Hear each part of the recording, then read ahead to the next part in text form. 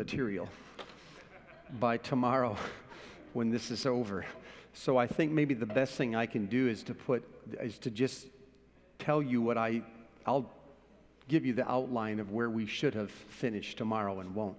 And then you can fill in the details with your own imagination as you get home. Some of this, what we said so far is that there are 4 major steps.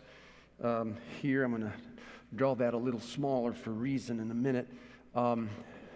4 like traits within a person's, within a shepherd's life that he or she is always trying to practice when they're with other people. One is to know them, the other is to feed them, then to protect them when they need it, or rather to lead them and then to protect them when they need it. Now, what we're trying to do is to say, once we know what we're supposed to do, how do we go forward with just these 4 traits in mind? And so this is kind of the outline that I'm following. The first one, as we said, was to identify them, and then to take responsibility.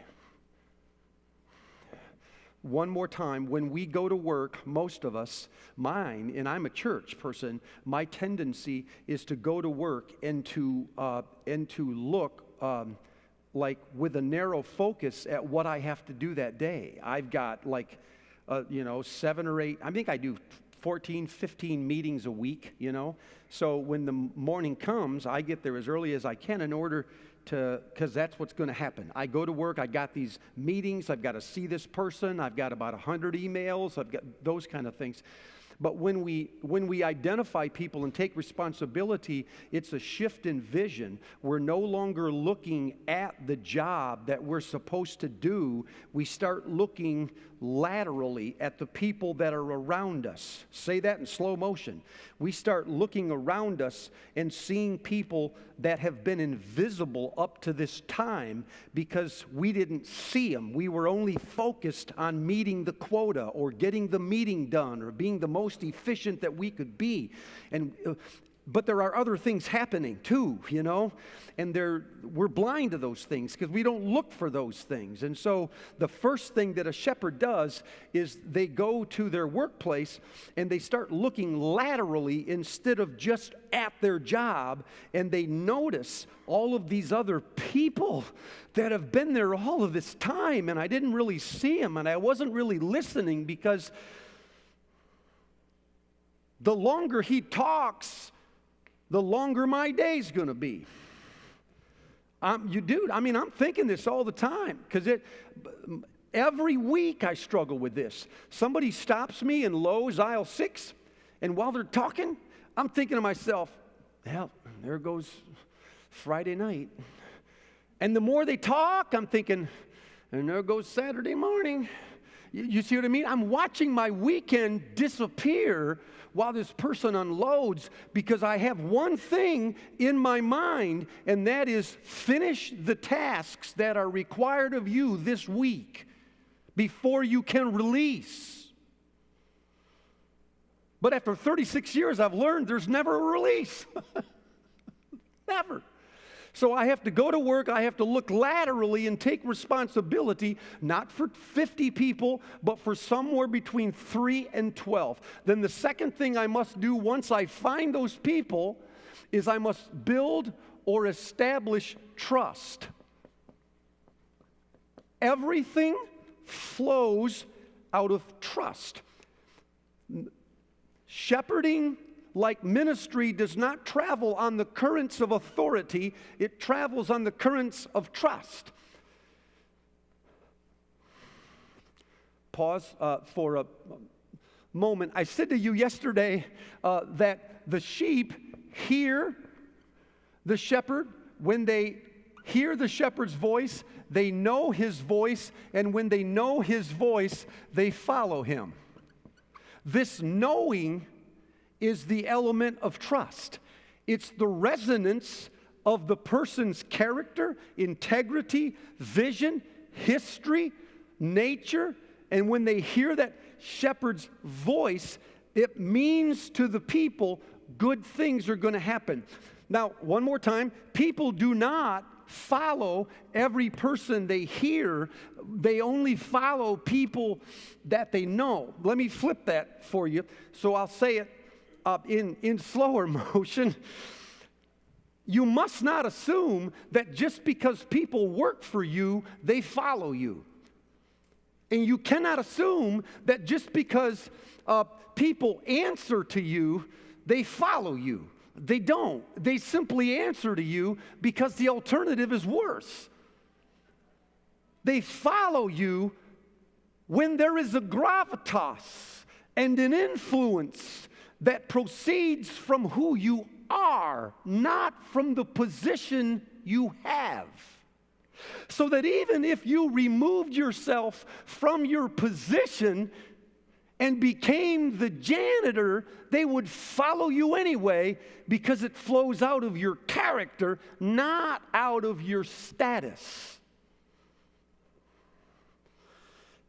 And the reason they follow is trust, so we have to build trust. Third, once we have established trust, shepherds discern and interpret God's voice.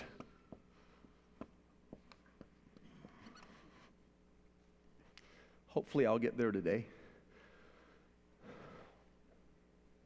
They're always wondering, well, let me put it differently. Every shepherd in the room is not the chief shepherd.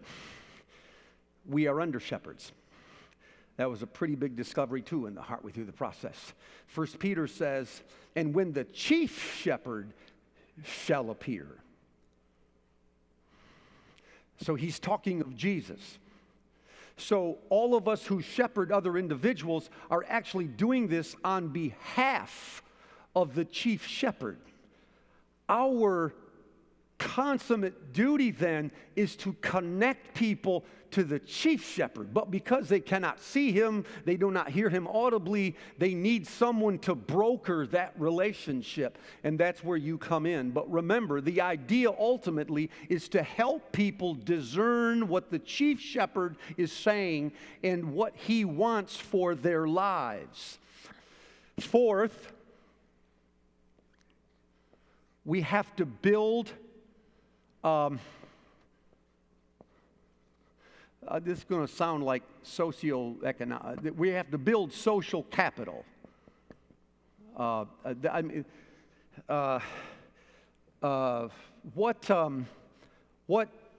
John chapter 10 says is that when the wolf appears, he scatters the sheep.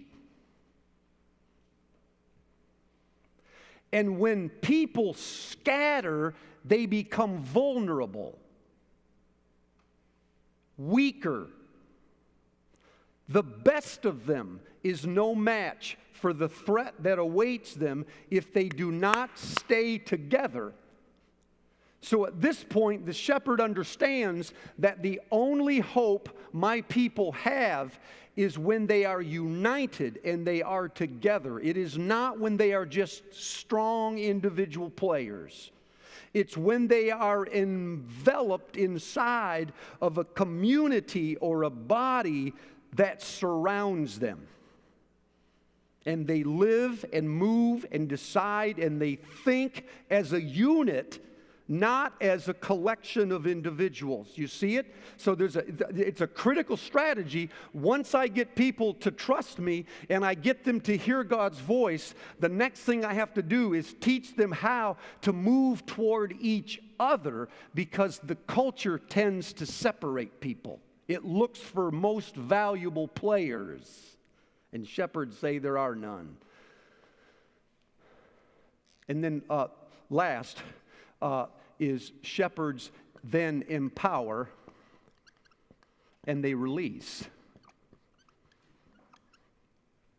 So in this last stage, what is happening is the people that you're shepherding are becoming stronger. They're becoming more united to other people that are around them in the workplace.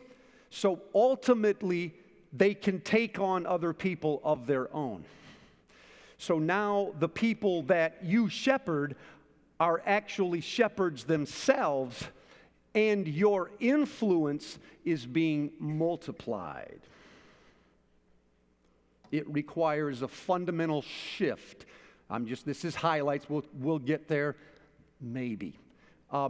It requires a fundamental shift, though, in your thinking. You have to go from thinking as an attraction to thinking as a catalyst.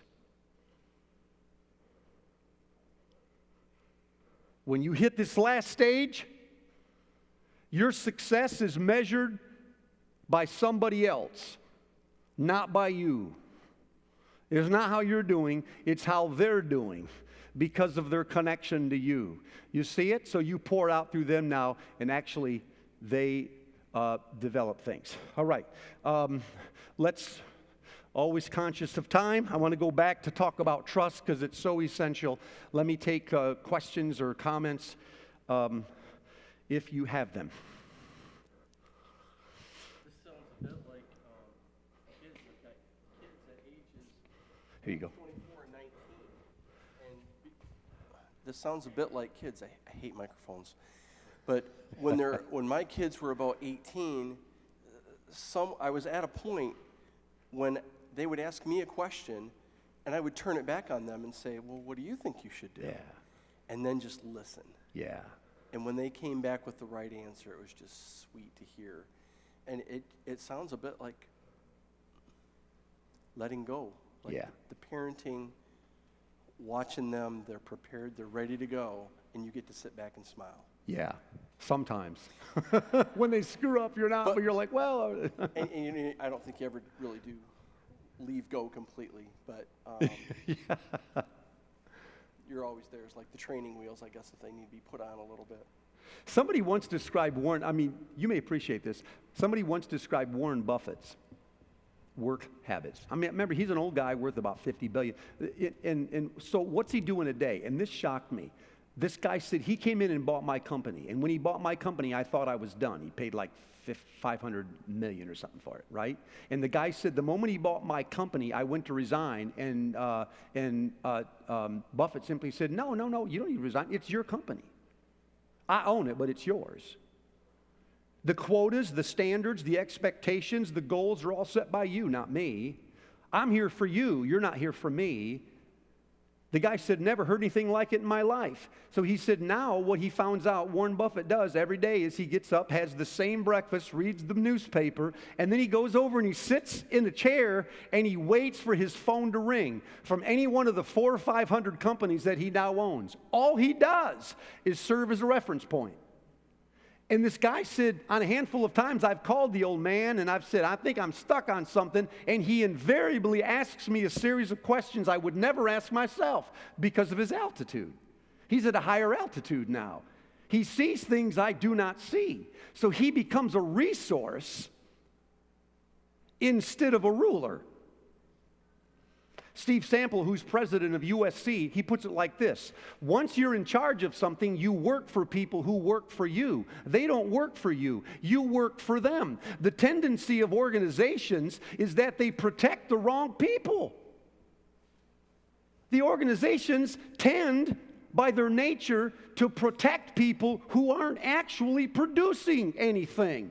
So it's always the sales reps and the regional directors who aren't making any sales that have the posh offices and the higher salaries and the more controlled schedules. But the dude that's in a little Ford Escort doing about 100,000 miles a year, he's running his wheels off. But at the end of the day, that's where the income is coming from. So what the organization actually needs to do is you need to flip it and needs to get underneath the organization and elevate people instead of stay on top of the organization and get them to work for you.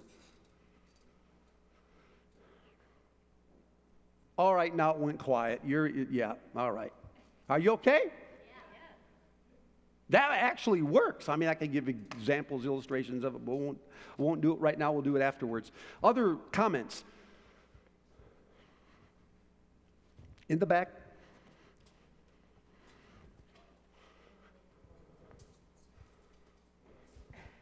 On the fourth point there, Here. yeah, I pick it up. If you don't keep the sheep together, they lose security. How do you do that? Keeping them together. How do you get the sheep together? Yeah, that in itself is a whole thing. I mean, you're really asking for like an hour's worth of stuff in there. Yeah, a couple of. And it's a great question. It's just a loaded one. Let me give you just a couple of things that I think will help us. One of them is a shared vision. We are all doing the same thing at the same time. We have different jobs, but those jobs are all feeding something that is larger than all of us. And the vision is not my vision, it's our vision. So it's a collaborative. What's changed in the last 20 years in business is that the leader is no longer responsible for the vision. 20-somethings won't have it. They'll start their own company. They want a more collaborative environment, and so we have to come together and co-shape the vision. That's one of the things. Another thing that keeps people together is a shared history. We go back together. We have experiences, highs and lows. We've been through wars together. We've come out alive. We now have stories to tell. Another thing that I think pulls people together is culture. I'm finding that as a leader or a shepherd, probably the number one thing I do for my church is to architect the culture. Because everything in the church warms up to room temperature, or it cools down to room temperature. So my job is the room temperature. The higher I can get that, the harder it is to not grow. So it starts to, and what shapes culture is a number of things. It's how people get treated. It's who the heroes are, what gets rewarded, who are the rock stars, who are the goats, what does it take to get into this organization, how do you move over the hurdles to get into the inner core, and what does it take to get kicked out? Those are all cultural things.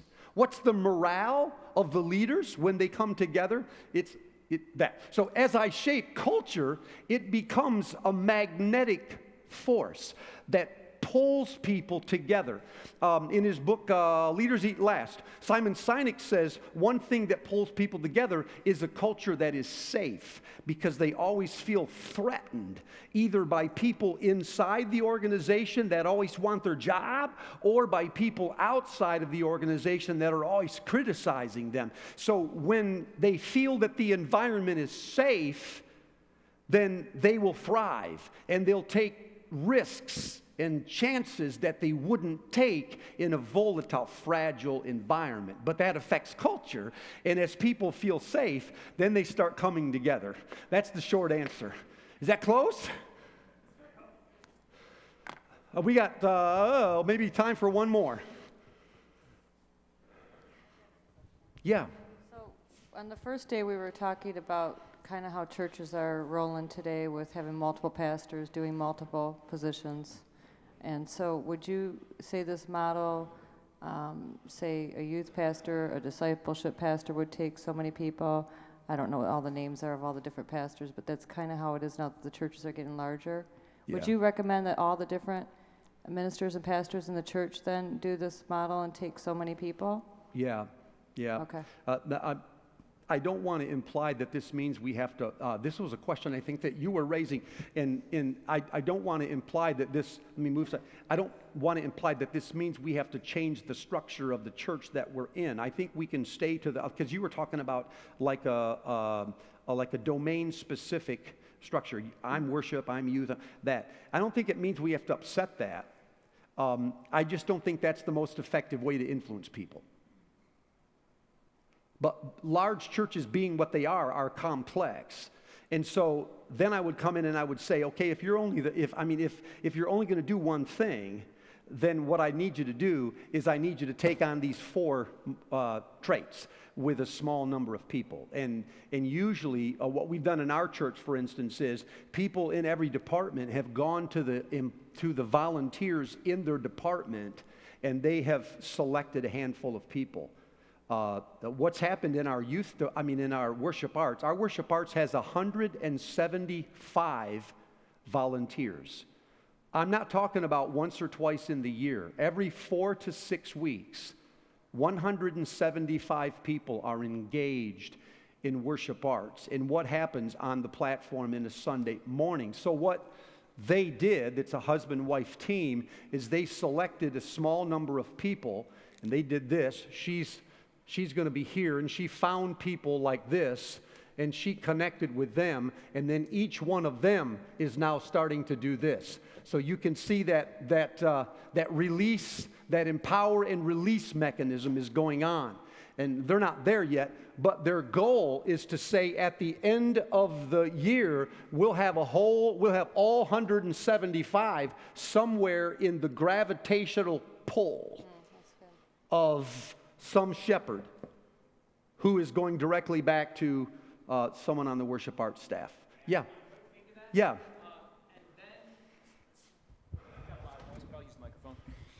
And then, from my experience, one thing you want to add to that, especially the larger you are, is someone to go around and find the people who have been forgotten. Because there's going to be someone who falls through the cracks, and everyone in my ministry said, I didn't feel like I belonged in my church, no matter how friendly the church was. So appoint someone to go find the weirdos. That's a great point, man. Yeah.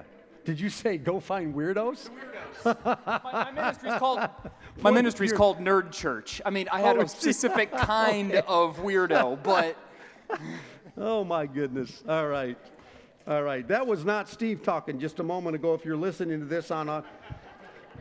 It was actually a good line. I just didn't say... All right. Let's go back then, if I can. I'm going to erase these things because it's going to get in the way. I want to go back, if I can, and talk about the core of what the trust component is, because it is so essential to everything else. What we said then was trust really revolved around three things. One of them was agenda, one of them was our character, and the third one was our commitment. If I am reading the story of the sheep and the shepherd right, it looks to me like there are 4 different characters who come into contact with the sheep that are not the shepherd. One of them is the hired hand, one of them is a stranger, another one is a thief, and the fourth one is a wolf. Now, if you step back and look at the cast of characters that come into contact with the sheep that are not the shepherd, you start noticing some things. All 4 of them have an agenda, but it is not the agenda of the sheep. It is their own agenda. Hired hands work for the company. They were literally hired by the owner of the sheep, who never touched the sheep, to go out and handle the sheep. So when danger arose, the last thing he's going to do is lay down his life for his job. And his sheep are his job. They're not his sheep. You hear the disconnect? The stranger is there for himself. The stranger would come in from the side. He would make calls. He would try to get sheep around him. He was a charlatan. And so when they didn't recognize the sheep, the voice, they would run away. The thief is there for profit. He's always thinking, if I can steal these sheep and sell them on the market quickly or the black market, what will that do for my bottom line? And the wolf is there for chaos and for death and destruction. Now, if you look inside of many organizations, you find a corollary or pretty close. Inside of any office or school or business, you find people that are hired hands. This is just my job. But I'm not really emotionally tied to anyone else in the business. And you find people that are there for themselves. You find people that are there to leverage whatever the company is producing in order to get better off themselves. And you find some people, even in businesses or in schools, that just like chaos. They just like to wreck stuff.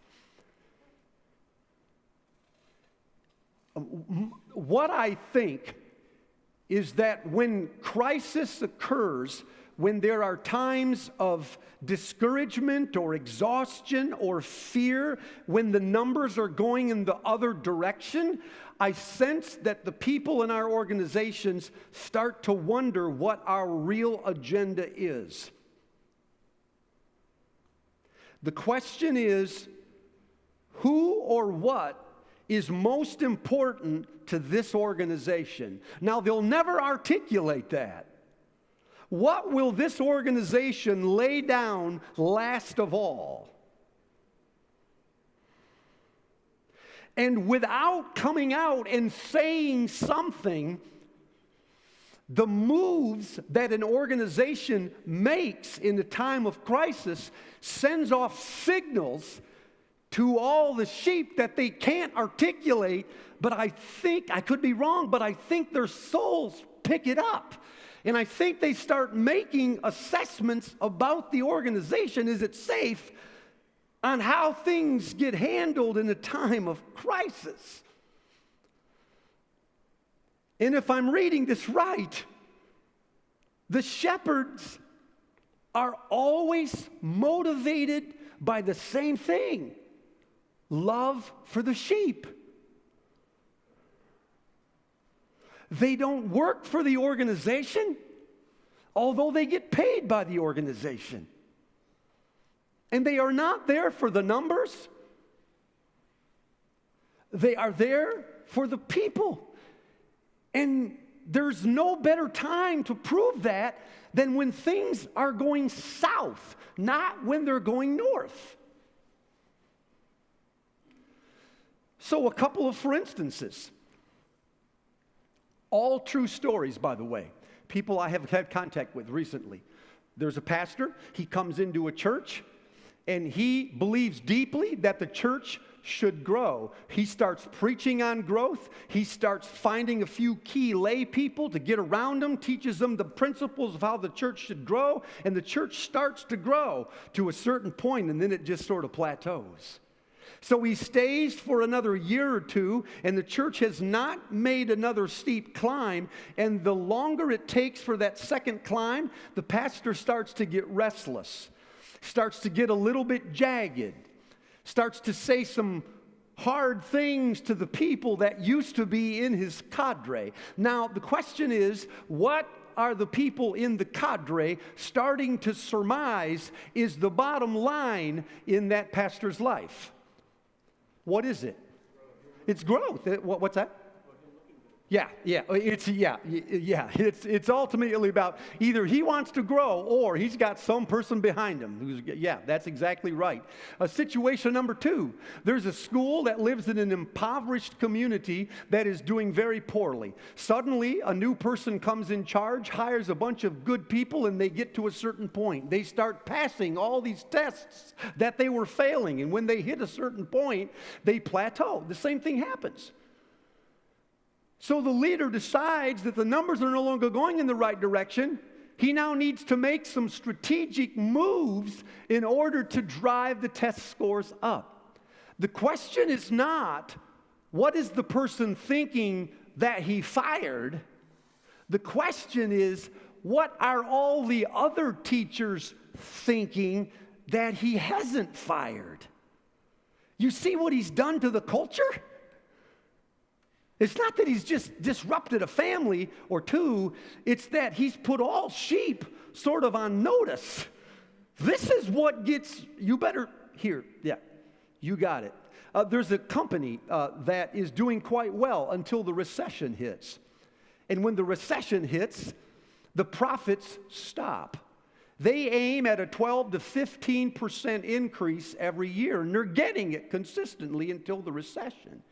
And when the recession hits, the company suddenly decides that people are going to have to be laid off. Now, again, the question is not, what are people thinking when you laid them off? The question is, what are the ones that you didn't lay off starting to think about the reason that they're there? It's to drive the company's profits. Let me flip it around, give you one last example. It just happened it just happened. Guy works for an insurance group. He's worked for him for a handful of years. He's done quite well. He's diagnosed about a year ago now with cancer, pancreatic cancer. So he goes through a series of chemo, and the chemo starts taking its toll. It wears him out. He has no energy. He finally makes the dreaded decision to go in. He's still trying to work part-time. I can come in for a few hours when I have the energy. And the company's allowing him to do this. And finally, he has to sit down and have a come to Jesus with the CEO. And when he says to him, I think I've got to disengage and let go of my position, the CEO says, absolutely not. I refuse to accept your resignation. Well, said the man, I don't know that you really have a choice. And what the CEO said, he's a 35-year-old guy that attends my church. Just bought the company. What the CEO said was, I didn't say you had to work. I just said that you couldn't resign. And for the next 7.5 months, that company paid the salary of this guy while he went through chemo. I went to the viewing 2 months ago. And it's there at the viewing that the stories start to get told. And I said, where does he work? Insurance Management Group. And I know the guy because he's been coming to our church about a couple of years.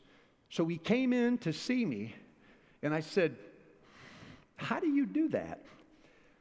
He said, you know, Steve, the strangest thing has happened here.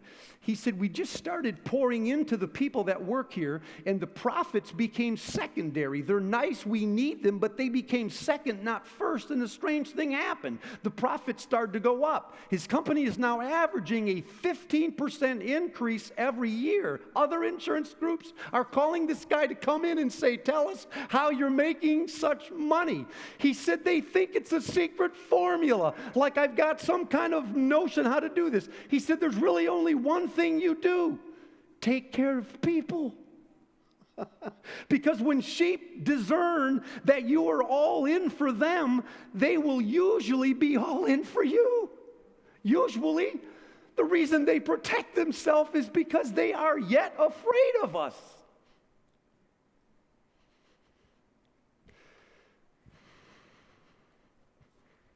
Are we clear? It raises the question of how then do you release people, how do you fire people, which is certainly possible in a model like this. And if you want to have that conversation afterwards, we'll do that. Suffice it to say that in our church, there's one fireable offense, just one. I mean immediate termination. You can lose your job, but there's one thing that'll get you fired immediately in our church, and that is if you hurt other people. You're gone. There's a life expectancy of less than 24 hours if you start hurting other people intentionally, because it's a cultural thing. That's a wolf. And you just can't live with that kind of a mentality that preys on other people. Now we'll move on. The second one is character then. This one here, and I'm going to make this very, very fast. Character, I think, really speaks of integrity, and integrity, as I see it, is a combination of three things. Integrity, what they're trying to discern now, when we talk about character, they're not trying to discern what's your agenda. Now they're trying to discern, are you a good person? Do you have moral character, moral capital? And what they're, I think, discerning that by is at least these three things. One of them is our trustworthiness. When we speak, is our word truthful and are we honest? But right next to that is our goodness. When we speak to another person and tell them the truth, do we have their goodness in mind? See, what frequently happens is people will say, well, it's not my fault. The dude got hurt, man. I was just telling the truth. Yeah, but you what he doesn't understand is if he simply speaks facts detached from the goodness of the other person, he's actually lying. He's lying the truth. Because the purpose of truth is to edify and to cohere people together. And he's using it as a weapon or a standard instead of as a magnet. And the third one's courage. People will test the courage. When a shepherd has to make a hard decision, moral character's on the line, does he or she have the nerve to do the hard thing and risk their own well-being? When they sense that these things are at a high level, people start to think maybe this person is trustworthy. By the way, I think what bothers so many people, at least in my church, about, well, let me just say some people in the government, is not their policies. It's their character. It's the stuff that they say. You look at that and think, how can you say those kind of things and have a genuine heart? You know, whatever's in the well comes up in the bucket. So if that's in the bucket, what's in the well? The last thing is commitment. Sheep have a tendency to wander off, or when the wolf attacks. In other words, there's a crisis there. And what they're asking, I think, is when I'm screwing up, when I am not making quota, when I'm not meeting the demands of this organization, how will I be treated? How committed to me are you? When these three things converge, people sense that I am in this organization primarily for them. There are things we have to accomplish, but my first interest is them, and that my character or integrity is high, such that when they begin to wander off or fail in their performance, I will leave the 99 and go out after them. I think they start to think, you know what? Maybe I can trust this dude. Let me stop again. This is a good time to breathe and take comments or questions. I've just laid a lot on you.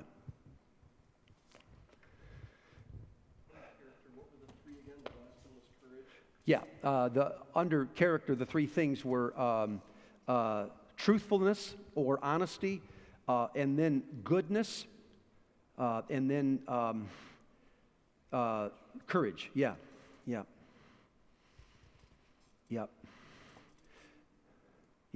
If a person is a good person, but they lack courage, then they're not always a good person. Because you can scare them into doing the wrong thing.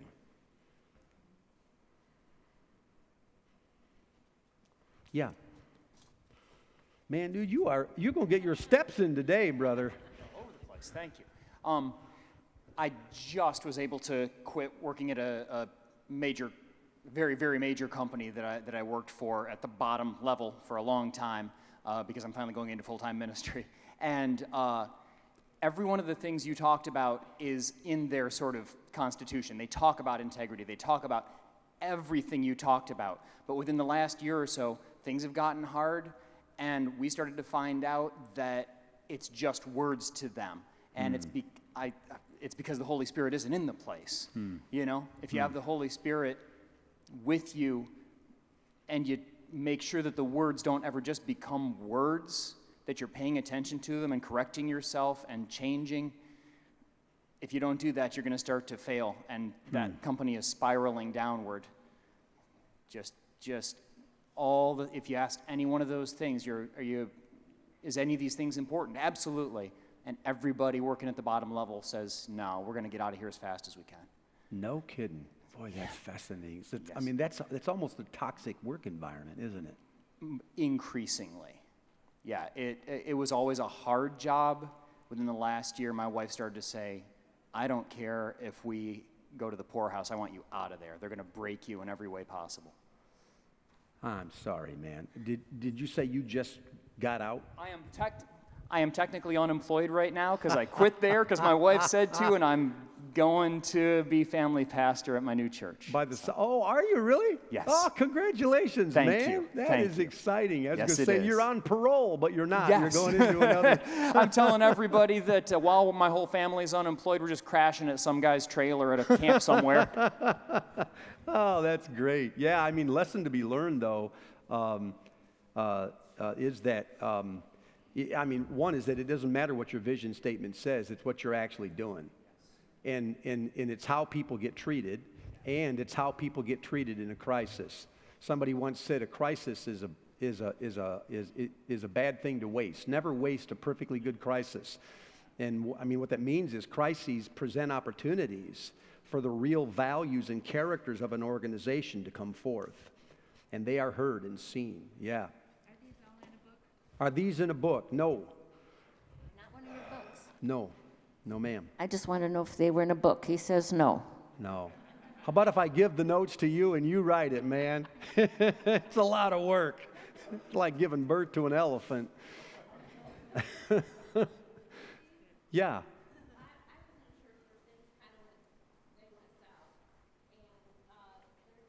started to be a lot of secrecy, like people were getting fired and the congregation didn't know why or what was going on. And as those things started to happen, it seemed to me that more and more the pastor was standing up in front saying to us, I'm God's man, trust me. You just have to trust me. And the more he said, just trust me, the less I trusted him. Okay. Hold on to the mic, please. What is he doing wrong there?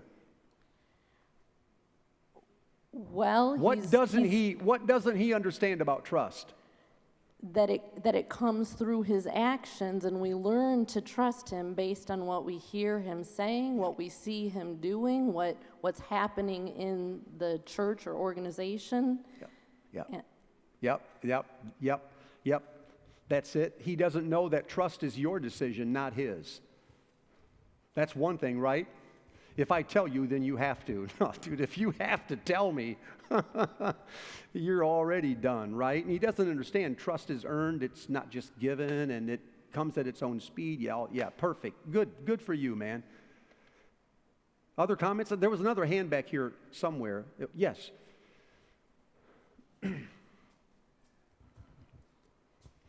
I'm wondering if you're going to comment on the 3 to 12 group. That sounds strangely familiar to what Jesus did with his disciples. And also a lot of what you're sharing today. Here in the Michigan region, the Missionary Church, we're really heavy into discipleship. A lot of this stuff really translates into discipleship kind of principles. Wonderful. Good. Wow, I didn't know that. Good.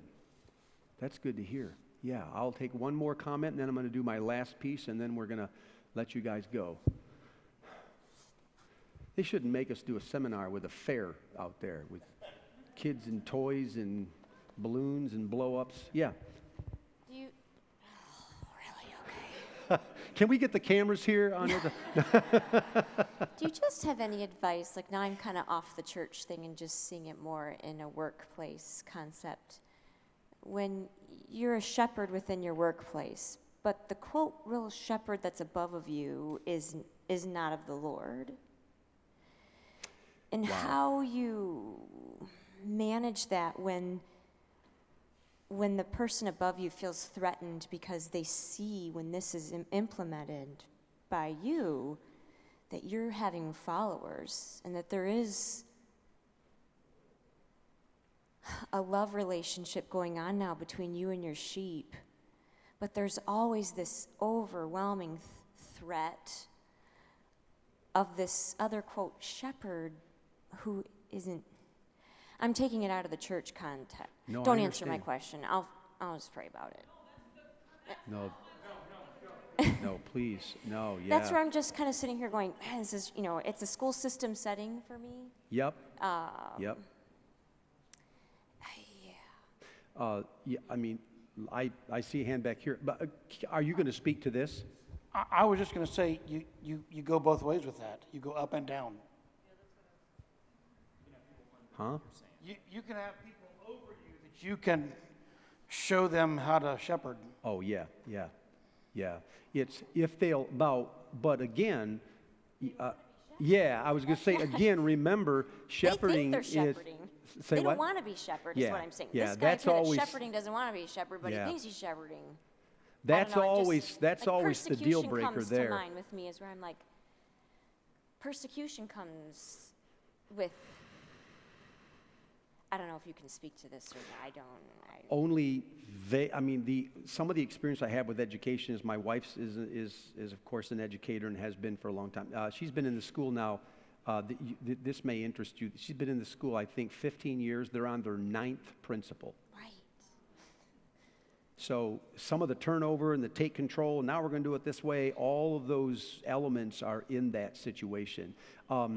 My experience is largely by watching her, and I think what she's done, I think that is remarkable, is she has added value to whatever organization is there. So she's hard to fire. Not just because the kids that she works with are doing well, and they are. It's just that because other teachers are migrating to her. So if I'm the big bad wolf in the office and I come after you, there's a political price to pay.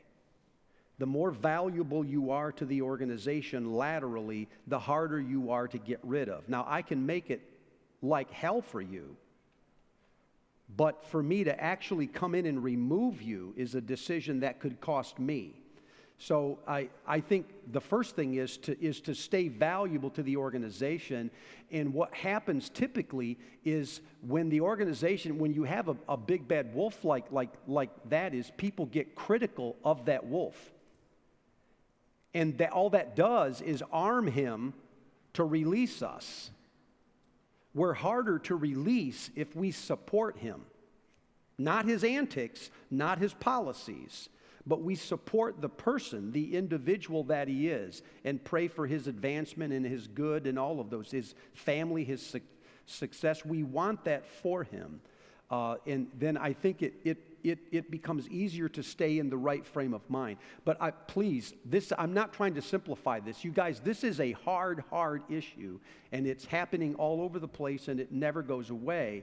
So I don't mean to make this a simple answer, but I'm saying there are some things I think that we can do to posture ourselves favorably towards that. What she does frequently is whenever she has a chance to interface with the principal, shows nothing but support. She's the first person there, last person to leave, and she's part-time. She's a reading specialist. So she's supposed to be gone by 2, and she's there till 6 every night. So, and when other teachers come and say, we were going to quit, but we saw if you could stay, Lori, then maybe we can stay.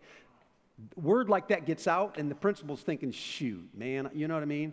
So he's kind of stuck with her in a way. So...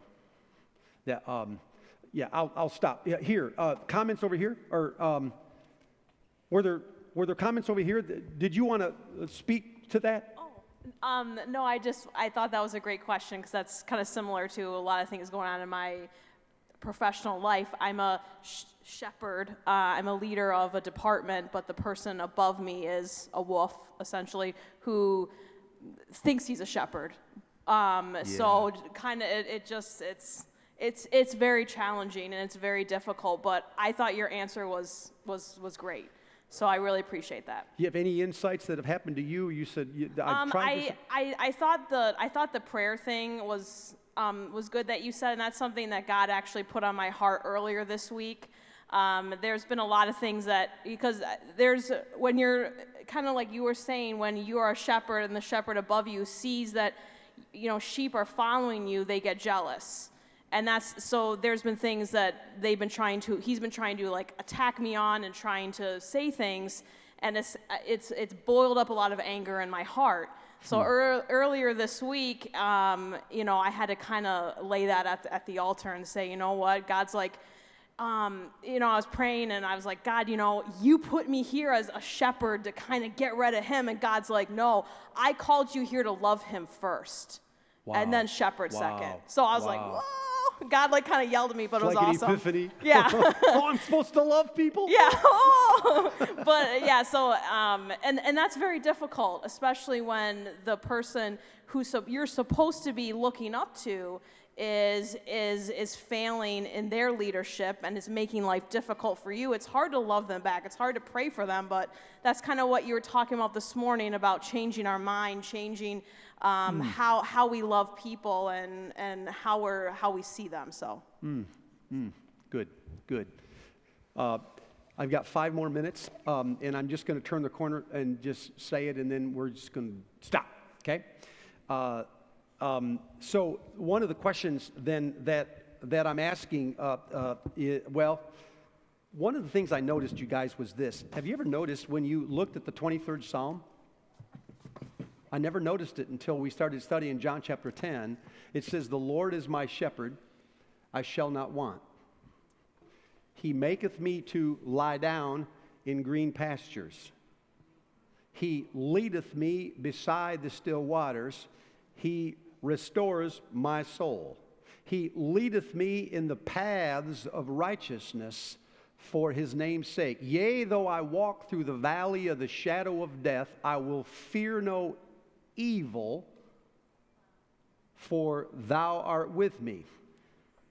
Your rod and staff protect me, comfort me. Thou preparest the table before me in the presence of my enemies. Surely my cup." Yeah, see it? Isn't that fascinating? It's almost like the person who wrote the 23rd Psalm and the person who wrote John 10 were the same person.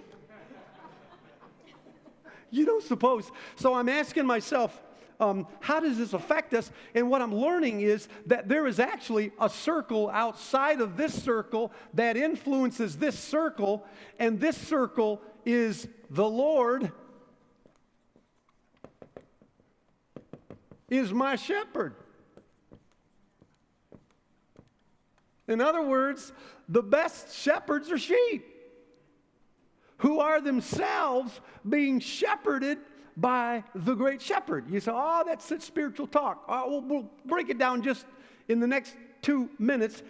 I keep talking about how I have to know the sheep, but how well really do you know the shepherd? So this no longer becomes just you trying to go down and help people. It becomes you reaching up and developing a life of intimacy with the shepherd. We talk about, are we feeding people? But the real question is the shepherd feeding me? Do I have a hunger in my spiritual life that is capable of sustaining elevated levels of growth? Say that in slow motion. Am I as hungry today as I was 3 years ago? And am I feeding on things that were too hard for me 3 years ago? Is my appetite growing? Is my comprehension level growing? We talk about leading other people, but do we ourselves ever take a risk?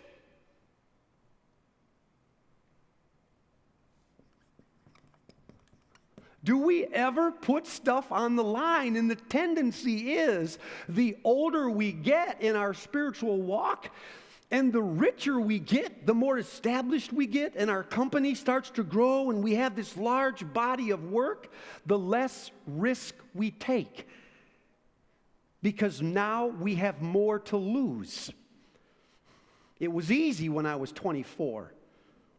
I didn't exist in anybody's mind. And I didn't have anything. Of course I trusted God. What were the options? But now that you have stuff, do you still trust Him even more? We talk about, do people feel safe when they're around us? But am I actually more confident in God's presence than I was before? Is my awareness of God building a sense of worth and confidence in my devotions?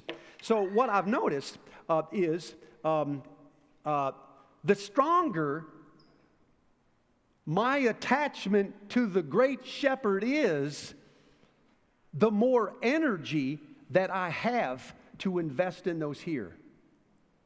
Sometimes people they just try to do this from a deficit.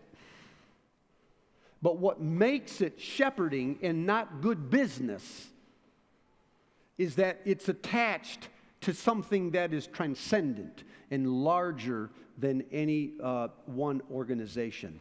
And with that, then that leads into the third step, which we'll talk about tomorrow. How do we help people discern and interpret God's voice?